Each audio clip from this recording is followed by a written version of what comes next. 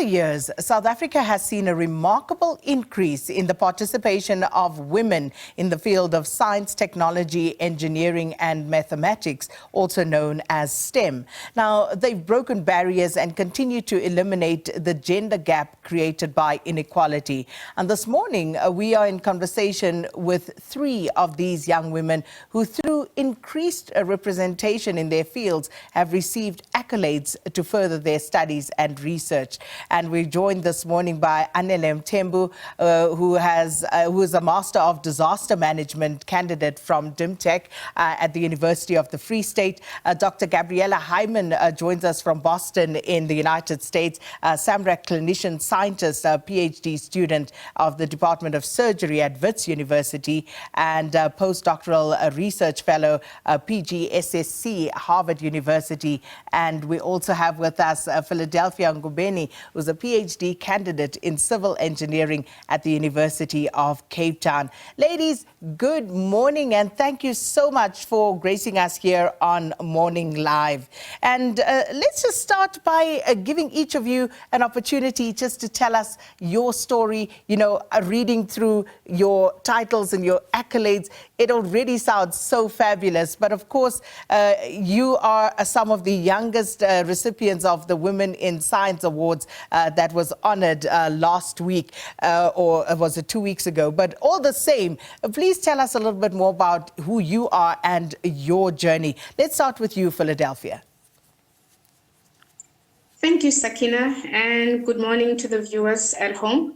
So I am Philadelphia Ngobeni, a PhD candidate at UCT in civil engineering, specializing in wastewater treatment. So my path into science began with a need to actually address the challenges that I grew up with. I am from humble beginnings in Bushbuckridge, the province of Mpumalanga, where the awards happened. So for me, in Mpumalanga, we have dire water problems. So access to clean water was and still is a problem today. So that influenced my decision to actually pursue research in water. But I need to say that water was not my first love. When I had to do my in-service training, I couldn't find placement in other sectors. And that automatically led me to do my in-service training in water. And then because of that, I enjoy what I do.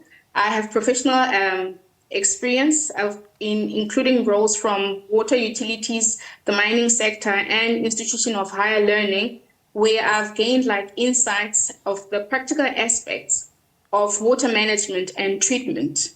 So I come from a family that is challenged when it comes to financial means. I had to rely on the national NSFAS, NSFAS to actually back me up for my undergraduate studies. And today my PhD is funded by the National Research Foundation and the Water Research Commission. So that shows how much the South African government actually backs young scientists like me. And as Sakina has said, we are recent recipients of the South African Women in Science Awards. For me, it was the DSI Esther Mahlangu Doctoral Award.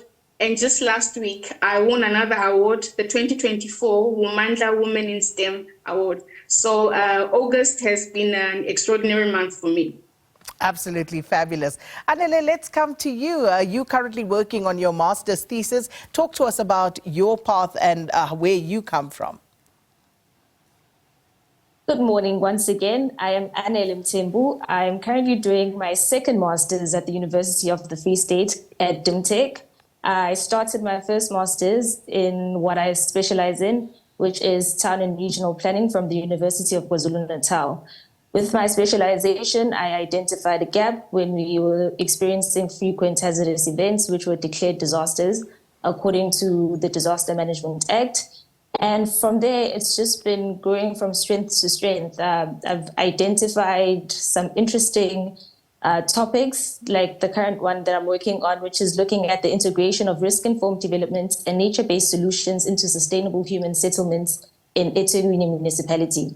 So I am applying what I've learned in the field, and I'm also just integrating that into the natural science sector, because I don't necessarily come from the science sector. I've specialized in town and regional planning, but I'm trying to integrate both science and the built environment to make better and informed decisions, and using innovative ways of just trying to reduce the impacts that communities face by using ecosystem-based approaches. So that's my current focus, and hopefully I can take it up to PhD level. And I'm also very grateful to the National Disaster Management Center, because I'm one of the students that they funded for this year. So like Philadelphia has attested, there are numerous funding opportunities to just branch out and enhance your skills so that you can improve, or once you've identified a gap or a problem, you can start working towards finding solutions that would actually address it, which is through science. And I love that, the fact that you guys are telling us about the opportunities that exist out there for other young women who may be watching this, to know that there are avenues that you can go to, that you can embark upon, where there will be funding and people who will hold your hand. Dr. Gabriella, you were named the Intern Doctor of the Year in 2019 at Chris Hani Baragwanath Hospital with your unit rotation. And let's talk about you and, of course, what it is that you do. Good morning, Sakina, and morning to my friends and colleagues in Philadelphia. Wonderful to see you both again.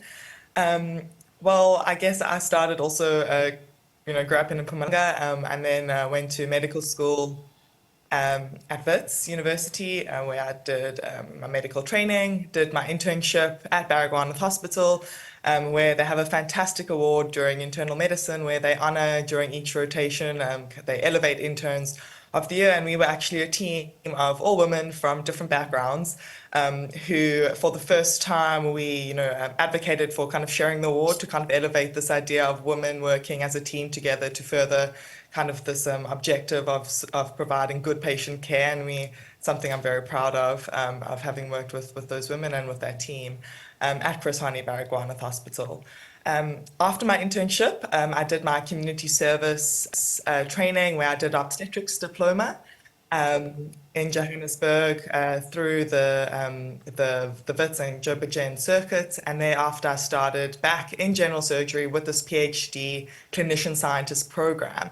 And what this inaugural early career clinician scientist program means is that with funding and support from the South African Medical Research Council, with support from Wits and the Department of Surgery, and with support from Gauteng DOH and Chris Hani Baragwanath Hospital Management, we were able to create this new pathway for training young clinician scientists, which looks like doing your clinical work and doing your PhD, both full-time, I guess. And my PhD is in surgery and public health, so really integrating two different fields. And I think for me, that's really the beauty of being or aspiring to be a clinician scientist and working in the field of medicine, is that there are just these diverse paths and these diverse opportunities to pursue, really, that can allow you to grow and serve in many ways. So I'm very fortunate that, being kind of empathy and service driven, which is why I pursued medicine in the first place, that I'm able to combine my love of science with medicine, with the art of doing art, science, innovation on an ongoing basis, whether it's cost-saving and or life-saving innovations. These are all things that we are able to do as clinician scientists. So a really exciting space to be in forging this pipeline, and hope that there'll be many more excited future or current medical doctors who are interested in pursuing this pathway with the various support options. And being honoured by the DSI's Dr. Esther Mahlangu doctoral fellowship to elevate this health systems work that we're doing, looking at critical health system performance indicators of surgical care delivery in the public sector, elevating it in the space of science, and elevating clinician scientists' role as women in STEM is a really humbling and exciting place to be in. So thank you for the opportunity to talk about it. No, I'm absolutely in awe listening to all of you and what it is that you do. And, we don't have much time, but I want all three of you, to quickly use this opportunity to inspire young girls who may be at school, who may be, sitting there wondering what they're going to do with the rest of their lives post-school. Philadelphia, let's start with you again. What do you say to a young girl who is perhaps thinking of sciences, of STEM subjects, but perhaps maybe thinking this is not going to be for me because it has traditionally been a male-dominated field? How can we inspire young girls to actually follow in your footsteps?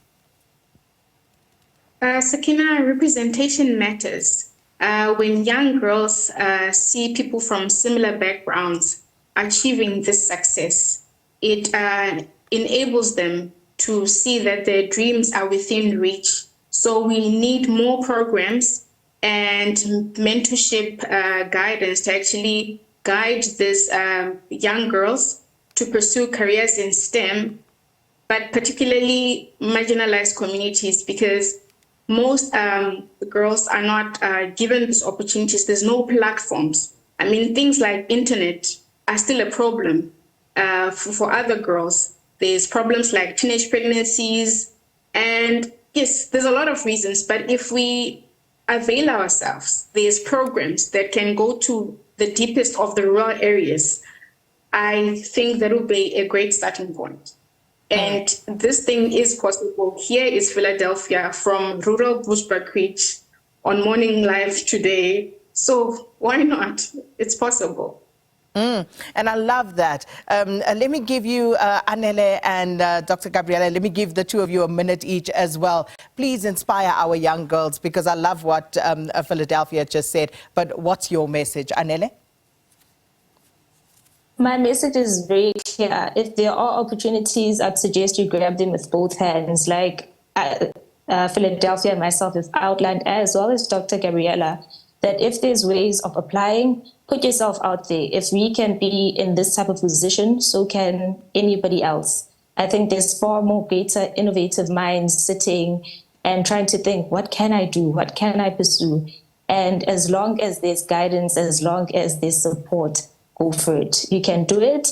Currently, the NDMC has the call for bursary for 2025, which is currently open. The Department of Water and Sanitation 2025 bursaries are currently open. If you look into it, there are careers that they're supporting that are based in STEM.